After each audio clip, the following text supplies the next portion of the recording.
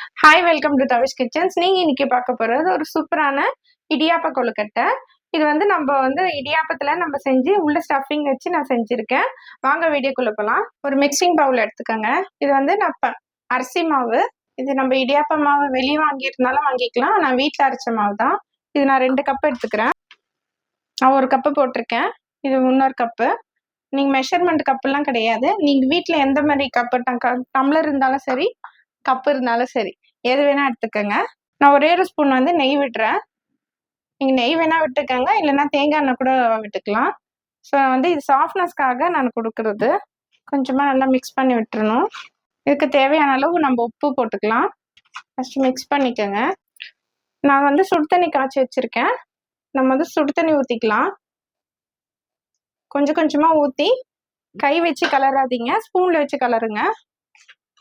கொஞ்சம் மிதமான சூடு வந்த பிறகு அதுக்கப்புறம் நம்ம கை வச்சு கலந்துக்கலாம். கொஞ்சம் கொஞ்சமாக ஊற்றி ஊற்றி மிக்ஸ் பண்ணிக்கோங்க. ரொம்ப தண்ணி ஊற்றிடக்கூடாது.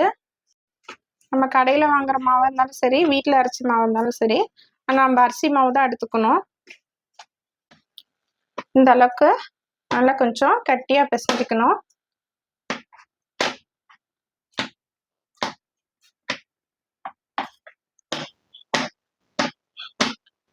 நல்லா இப்போ நம்ம பூர்ணம் ரெடி பண்ணிக்கலாம். ஒரு கடாய் வச்சுக்கோங்க. நம்ம உள்ள ஸ்டஃபிங் ரெடி பண்ணிக்கலாம். ஒரு கடாய் வச்சுட்டு ஒரு அடுப்பு ஆன் பண்ணிக்கோங்க. நான் வந்து 1/2 கப்பு வெல்லம் எடுத்துக்கிறேன். வெல்லம் போட்டுக்கலாம்.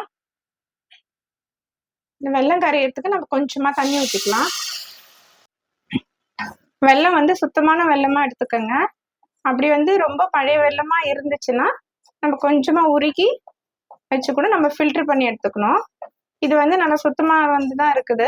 ஸோ அது வெல்லம் நல்லா கொஞ்சம் கரைஞ்சி வருது. இந்த ஸ்டேஜில் நான் ஒரு ஸ்பூனு நெய் போடுறேன்.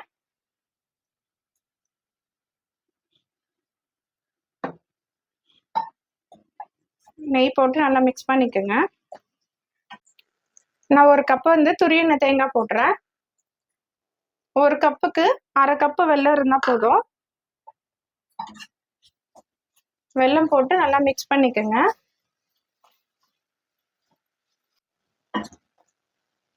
கொஞ்சம் நல்லா வந்து வதக்கி விட்டுட்டே இருங்க.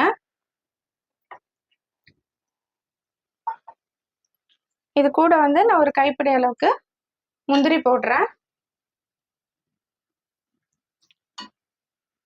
நல்லா மிக்ஸ் பண்ணிக்கோங்க.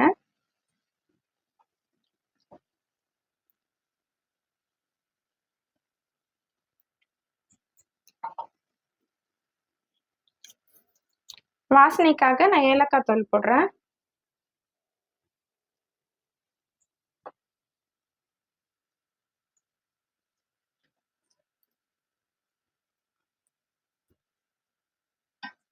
நல்லா இன்னும் கொஞ்சம் வதங்கி வரணும்.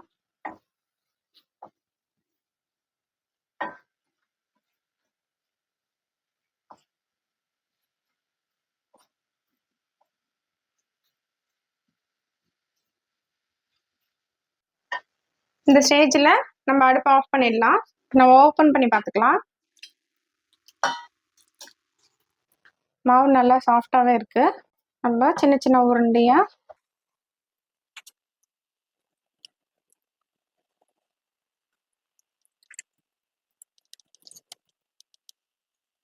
இந்த மாதிரி சைஸில் நம்ம உருண்டை பண்ணி, இந்த மாதிரி குட்டி இலை ஒன்று வச்சுக்கோங்க. இந்த மாதிரி முறுக்கு குழாய் எடுத்துக்கோங்க. இது மேலே நம்ம வந்து சின்ன சின்ன ஹோல்ஸ் இருக்குல்ல, ஸோ அந்த இடியாப்பம் ஹோல்ஸ் மாதிரி இருக்கும், சின்ன சின்னதாக ஃபுல்லாகவே இருக்கும். நம்ம வந்து இதில் போட்டுடலாம். இதில் நான் போட்டுட்டேன். இதில் கொஞ்சமாக நம்ம எண்ணெய் தடவிக்கலாம்.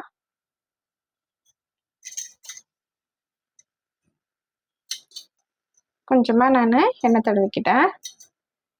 நம்ம முறுக்கு குழாயில் வந்து நம்ம இது சுற்றியும் நம்ம எடுத்துக்கலாம். நீங்கள் இந்த மாதிரி இருந்தாலும் எடுத்துக்கோங்க, இல்லைன்னா வந்து 2 டைப்பில் இருக்கும். உங்கள் வீட்டில் எது இருக்கோ அதை எடுத்துக்கோங்க. இலையில நம்ம கொஞ்சமாக எண்ணெய் தடவிக்கலாம். இதில் வந்து நம்ம மாவு போட்டுக்கலாம். இந்த மாதிரி நல்லா மெலிசா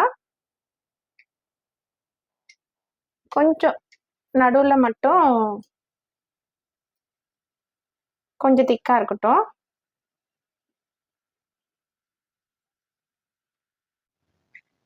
நம்ம ஸ்டஃபிங் ரெடி பண்ணோம்ல, அது வந்து நம்ம இதில் வச்சிடலாம்.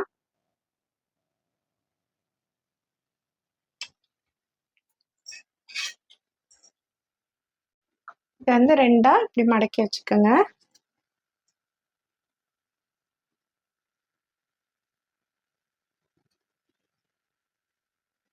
இது அப்படியே இட்லி குண்டால ஆவி கட்டி எடுத்துக்கலாம். இப்போ நம்ம ஒரு பிளேட்டில் நான் மாற்றிக்கிறேன். இது ஒரு பிளேட்டில் நான் மாற்றிக்கிறேன். இதே மாதிரி எல்லா மாவும் நம்ம ரெடி பண்ணிக்கலாம்.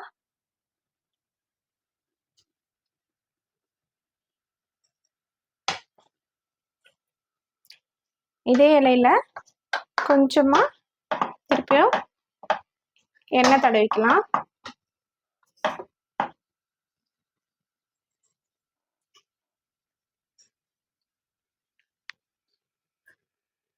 அதே மாதிரி முறுக்கு குழாயில்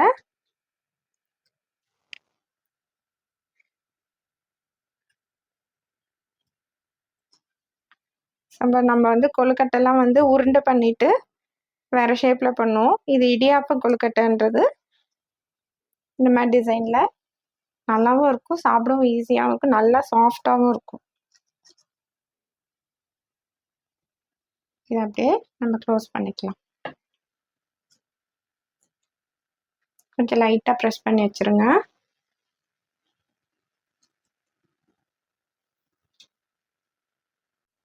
நம்ம இட்லி பாத்திரத்தில் கொஞ்சமாக கீழே தண்ணி வச்சுட்டு மேலே தட்டு வச்சுக்கோங்க. இதில் வந்து நம்ம ஒரு இலையாக இந்த மாதிரி கொஞ்சம் கட் பண்ணி வச்சுக்கணும். கட் பண்ணி வச்சுட்டு அது உள்ளே வந்து வச்சோன்னா நம்ம உள்ளே இருக்கிற ஸ்டஃபிங் வந்து வெளியே வராமல் இருக்கும்.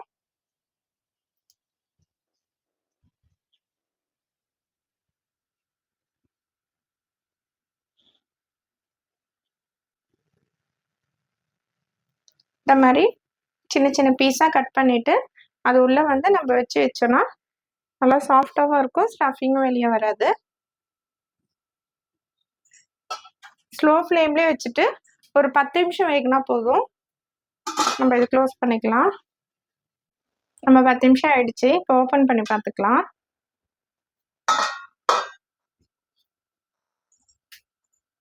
கொஞ்சம் நம்ம ஆற வச்சு தான் எடுக்கணும்.